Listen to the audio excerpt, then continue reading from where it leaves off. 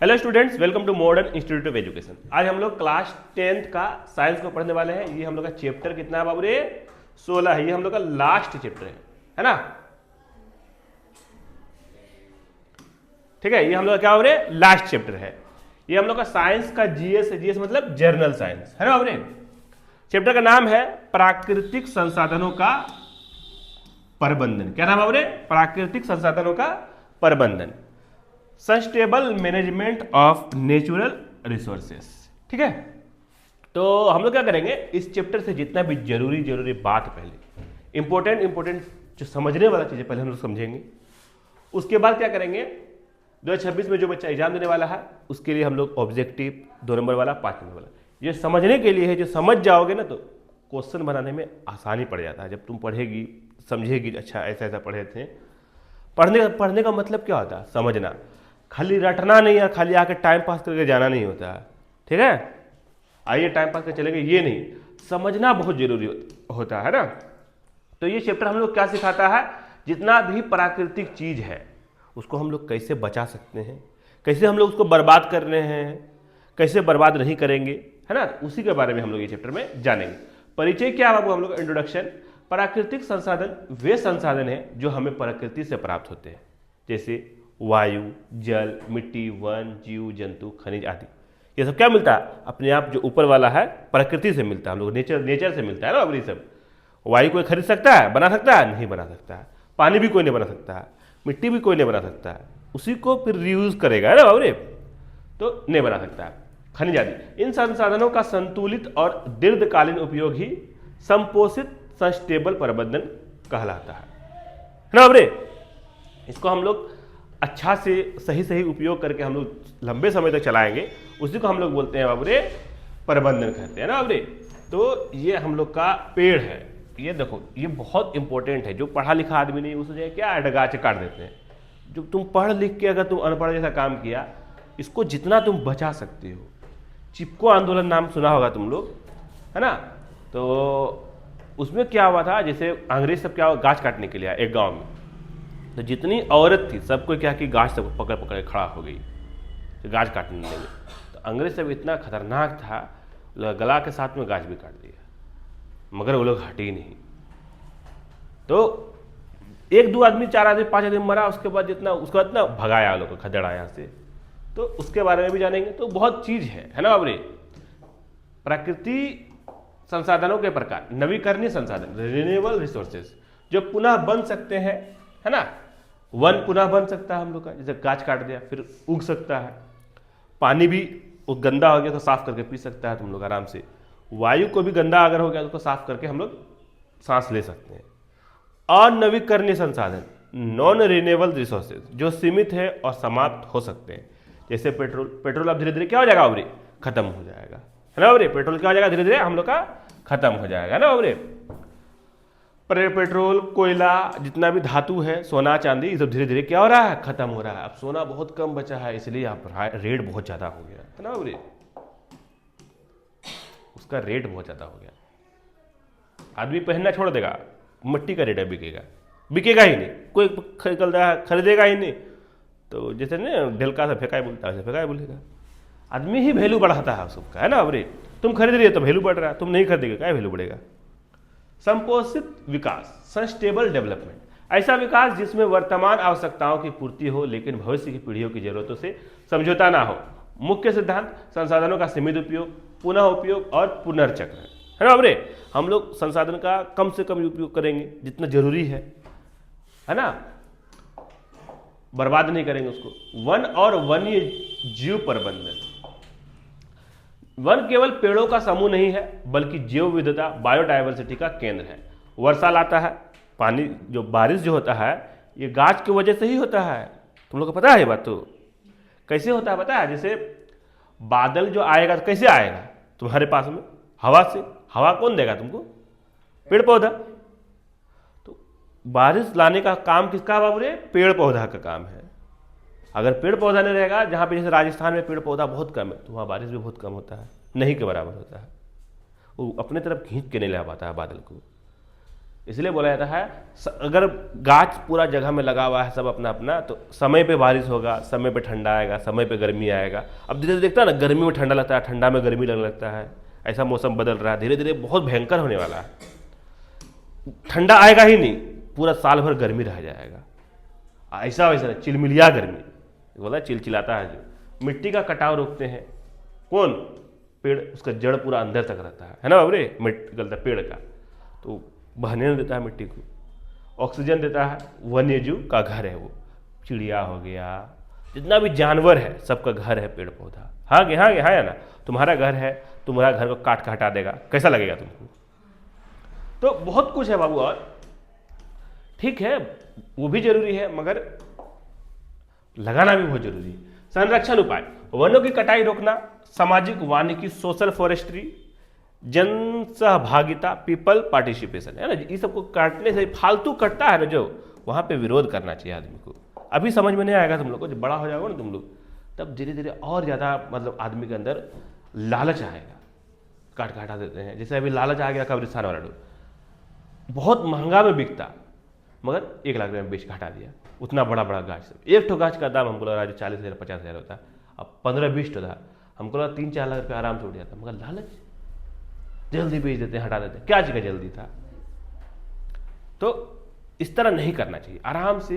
इसी के बारे में बोले थे चिपको आंदोलन, है ना बाबरे, चिपको आंदोलन, चिपको मूवमेंट। यह आंदोलन 69 के दशक में उत्तराखंड के गांव वासियों, है ना, कहाँ बाबरे, कहाँ पे घटना बाबरे, उत्तराखंड में, कहाँ पे बाबरे, उत्तराखंड के गांव वासियों, महिलाओं ने शुरू किया था।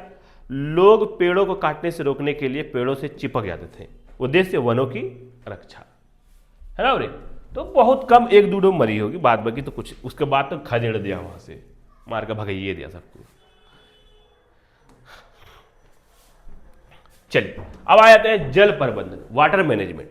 वर्षा का पानी होता है ना, हम लोग यहाँ तो पानी का दिक्कत नहीं है, दिक्कत है झारखंड। झारखंड चले जाओ, उसके बाद मुंबई चले जाओ, दिल्ली चले जाओ, बहुत इतने तुमको दिन सुबह में 5 बजे लाइन लगना पड़ेगा। यहाँ से बगल में बड़ा लाइन रहता है, पूरा गांव का आदमी जो लगेगा लाइन, हम ही लोग गांव का आदमी लगेगा, पूरा एक आदमी लाइन लगेगा, कितना दूर चल जाएगा। तो वो जो एक ठो बिल्डिंग में हमको लग रहा 1000 आदमी रहता है दिल्ली में, एक ठो बिल्डिंग में, ऊंचा बिल्डिंग है, 1000 आदमी रहता है, फ्लैट है। हम गए थे एक बार, तो अब सुबह सुबह तुमको लाइन लगना है पानी के लिए, अरे कितना तुम ला पाओगे, 2 बाल्टी ला पाओगे ज़्यादा से ज़्यादा, उससे बड़ा। अब उजलाया वही तो तुमको दिन भर रखना है, फिर कल सुबह तुमको फिर 2 बाल्टी मिलेगा। सोचो कैसा जिंदगी चलता होगा उधर। हम लोग के यहाँ तो फिर बहा रहा है पानी। जल जीवन के लिए आवश्यक संसाधन है। समस्या भूजल का अत्यधिक दोहन, नदियों का प्रदूषण, वर्षा जल का नष्ट होना। तो बहुत सारी जगह में, जब दिल्ली मुंबई सब में तो बहुत कम है, मगर केरल सब बहुत ज़्यादा, सबसे पढ़ा लिखा राज्य है केरल, है ना। तो वहाँ ये सब फोटो भी केरल का ही है। तो क्या करता है, बारिश जो होता है ना, उसको इस सब सिस्टम बनाता है, जिसको अपना अपना घर के पास में तालाब बना देता है, टोटल को अपने पास में रखता है पानी को, इसी पानी को फिल्टर करके यहाँ पे पीता है, मस्त है। हम लोग यहाँ पे दिक्कत नहीं है, हम लोग के लिए तो धुआंधार पानी बर्बाद करता है हम लोग यहाँ पे। 1 बाल्टी में हो जाएगा, 50 बाल्टी लगा देगा। समाधान, वर्षा जल संचयन, रेन वाटर हार्वेस्टिंग, सिंचाई के पारंपरिक तरीके, खादीन जहाद तनकस, है ना। सिंचाई के लिए जैसे बारिश का पानी को रख लिया, ऐसे करके रख लिया, इस पानी से क्या खेत पटा रहा है अपना, है ना। पुनः उपयोग, रीयूज और पुनर्चक्रण, रिसाइकिल करता है, ठीक है। नर्मदा बचाओ आंदोलन, नर्मदा नदी पर बने सरदार सरोवर बांध के कारण कई गांव डूबने वाले थे। सुश्री मेघा पाटकर के नेतृत्व में लोगों ने आंदोलन चलाया, उद्देश्य पर्यावरण मानव जीवन की रक्षा हो गया, है ना। तो वहां पे डैम बना दिया। कोयला एवं पेट्रोलियम प्रबंधन, ये ऊर्जा के प्रमुख स्रोत हैं, कोयला और पेट्रोल, है ना बाबरी। अभी क्या हो रहा है, चोरी चपाटी इंडिया में अभी कितना गरीबी है। यहां से क्या कर रहा है सरकार, कौन आम आदमी कितना एक साइकिल चोरी कर सकता है, ज्यादा देखता होगा झारखंड में, साइकिल में कोयला उठाया लेके जा रहा है तो एक साइकिल से, कितना तुम लेके चला गया। और वो जो सरकार सब चोर सब जो होता है ना, MLA MP या जो भी हो, वो लोग ट्रक का ट्रक चोरी करके दूसरा देश भेजता है, वो लोग, समझ रहा है।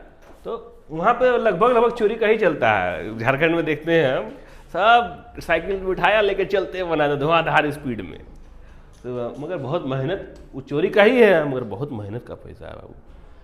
इतना बड़ा, जितना साइकिल है उससे ऊंचा कोयला ऐसे करके लेके जा रहा है ठेल के, देख के मेरा दिमाग घूम जाता है, कैसे कर लेता। हम लोग से होगा, मर जाएंगे हम लोग वहीं पे। कोयला और पेट्रोलियम ये ऊर्जा के प्रमुख स्रोत है परंतु सीमित है, इनका सावधानी पूर्वक उपयोग करना आवश्यक है। उपाय: ऊर्जा के वैकल्पिक स्रोत, सौर, पवन, जल, सार्वजनिक परिवहन का उपयोग, बिजली की बचत, है ना अमृत। बिजली कोयला से बनता है, उसका कम बचत करेगा तो कोयला कम यूज होगा।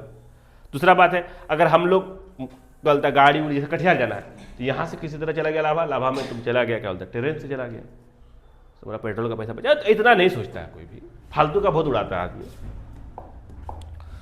बहुत महंगा हो गया, कितना उड़ाएगा, उड़ाओ ना। 3R सिद्धांत: रेड्यूस कम उपयोग करें सामान का, रीयूज पुनः उपयोग करें, रिसाइकिल पुनः चक्रण करें। इन 3 सिद्धांतों से संसाधनों की बर्बादी रोकी जा सकती है। कचरे का प्रबंधन, तो कल भी पढ़ाए थे वीडियो में बाबरी। कचरे का प्रबंधन, वेस्ट मैनेजमेंट, कचरे के प्रकार, बायोडिग्रेडेबल, जैव अपघटी जैसे कागज, फल, छिलके, है ना, ये सब का सड़ के क्या होता है, मट्टी बन जाता है। मगर नॉन बायोडिग्रेडेबल, अजैव अपघटी जैसे प्लास्टिक, कांच, ये सब कभी जिंदगी में नहीं सड़ेगा, आज से 100 साल के बाद में भी नहीं सड़ेगा। इसलिए प्लास्टिक का उपयोग नहीं करना चाहिए ज्यादा, है ना। लास्ट में हम लोग का निष्कर्ष क्या निकलता है बाबूरे, प्राकृतिक संसाधन सीमित है, यदि उनका संरक्षण नहीं किया गया तो आने वाली पीढ़ियां संकट में होगी। इसलिए संपोषित प्रबंधन ही हमारे भविष्य का आधार है। ठीक है, पेड़ बचाओ, देश बचाओ, घर बचाओ, है ना बाबूरे। चलिए आ जाते हैं हम लोग अब, इसमें नंबर सब कैसे मिल जाता। प्राकृतिक संसाधन कौन से हैं, कौन सा बाबूरे, प्रकृति से प्राप्त वस्तुएं जो पहले से ही मिलता है वो प्राकृतिक संसाधन है ना बाबूरे। जैसे बनता है पंखा, बोर्ड, लाइट, ये सब प्राकृतिक संसाधन, ये मानवीय संसाधन है, ये आदमी बनाया है। हवा कोई बना पाएगा, नहीं बना पाएगा। जल कोई बना पाएगा, नहीं बना पाएगा। संपोषित विकास का अर्थ क्या बाबूरे, तो वर्तमान और भविष्य दोनों का ध्यान। चिपको आंदोलन कहां से शुरू हुआ बाबूरे, तो उत्तराखंड से। नर्मदा बचाओ आंदोलन किससे संबंधित है बाबूरे, तो बांध निर्माण। 3R सिद्धांत में कौन सा शामिल नहीं है, तो डी नंबर, रिप्लेस। पारंपरिक जल संचयन का तरीका कौन सा है बाबूरे, तो जोहाद। ऊर्जा का वैकल्पिक स्रोत है तो सौर ऊर्जा। प्लास्टिक किस प्रकार का कचरा है, तो अजैव अपघटी, ये कभी सड़ने वाला नहीं है, जैव सड़ जाता है। संपोषित प्रबंधन का उद्देश्य है संसाधनों का संरक्षण। मेघा पाटकर किस आंदोलन से जुड़ी है, तो चिपको आंदोलन। कौन सा आंदोलन हो, नर्मदा बचाओ आंदोलन से जुड़ी थी। चलिए आ जाते हैं हम लोग 2 नंबरिया क्वेश्चन की तरफ। पहला क्वेश्चन हम लोग का, संपोषित विकास से क्या तात्पर्य है, तो ऐसा विकास जिसमें वर्तमान आवश्यकताओं की पूर्ति हो पर भविष्य की पीढ़ियां प्रभावित ना हो, उसे हम लोग क्या बताओगे, संपोषित विकास कहते हैं। चिपको आंदोलन का उद्देश्य क्या था, तो वनों की कटाई रोकना और पर्यावरण की रक्षा करना, है ना। अब तुम लोग चिपको आंदोलन के बारे में जान के अगर पूछ लिया तो नहीं हो याद, तो समझ में, गाछ को बचाती थी, है ना, ये सब समझ में आएगा। अपने से भी लिख सकती है, अपने से भी लिखने का कला है बाबू, इतना आसानी से नहीं लिख पाता आदमी, उसके लिए पढ़ना पड़ेगा। क्या हुआ, कट गया। जल संरक्षण क्यों आवश्यक है, तो क्योंकि जल जीवन के लिए आवश्यक है और इसका स्तर घट रहा है। नर्मदा बचाओ आंदोलन का नेतृत्व किसने किया, तो मेघा पाटकर ने। 3R सिद्धांत, रेड्यूस, रीयूज और रिसाइकिल। पारंपरिक जल संचयन के 2 तरीके बताइए, जोहाड़ और खाड़ीन। वन पर्यावरण के लिए क्यों आवश्यक है, तो ये वर्षा लाते हैं, मिट्टी बचाते हैं और ऑक्सीजन प्रदान करते हैं, और बहुत सारा काम है। कचरे के प्रकार बताइए, जैव अपघटी और अजैव अपघटी। कचरे का प्रकार है, जैव सड़ जाता है, अजैव कभी जिंदगी में नहीं सड़ेगा। चलिए यहाँ पे आ जाते हैं हम लोग, ये कितना नंबर है, 9-10 ना। नंबर सब कैसे मिल जाता है हमको समझ में। ऊर्जा संरक्षण के 2 उपाय बताइए, तो सार्वजनिक परिवहन का उपयोग और बिजली की बचत। प्राकृतिक संसाधन क्या है, तो वे संसाधन जो हमें प्रकृति से मिलते हैं, और जैसे जल व वन, खनिज आदि, है ना। तुम लोग के चलते इतना स्पीड पढ़ना पड़ता है। मारब नु धुंधा जेबी। 1 नंबर बोला, संपोषित विकास सस्टेनेबल डेवलपमेंट क्या है, इसके महत्व को समझाइए। तो संपोषित विकास का अर्थ है ऐसा विकास जिसमें वर्तमान की आवश्यकताओं की पूर्ति हो पर भविष्य की पीढ़ियों की जरूरत से समझौता ना हो। महत्व क्या है? यह संसाधनों का संतुलित उपयोग सुनिश्चित करता है, पर्यावरणीय प्रदूषण को रोकता है, आने वाली पीढ़ियों के लिए संसाधनों का संरक्षण करता है, जीवन की गुणवत्ता को बनाए रखता है, दीर्घकालीन विकास के लिए यह आवश्यक है। अगला क्वेश्चन है बाबू हम लोग 2 नंबर, ठीक है। जल प्रबंधन क्या है? जल संरक्षण के उपाय बताइए। तो जल प्रबंधन का अर्थ है जल का उचित, संतुलित और दीर्घकालीन उपयोग करना। जल संरक्षण का प्रमुख उपाय वर्षा जल संचयन, रेन हार्वेस्टिंग, वर्षा के जल को इकट्ठा कर भविष्य में उपयोग के लिए संरक्षित करना, पुनः उपयोग और पुनर्चक्रण, घरेलू या औद्योगिक जल को साफ कर दोबारा प्रयोग करना, पारंपरिक तरीके जैसे जोहड़, खाड़ीन, टांका आदि, भूजल का अत्यधिक दोहन रोकना, नदियों और तालाबों को की सफाई व संरक्षण।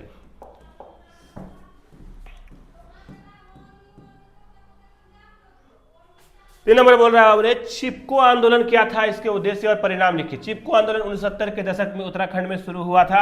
इसमें ग्रामीण महिलाओं पेड़ों की कटाई रोकने के लिए पेड़ों से चिपक जाती थी।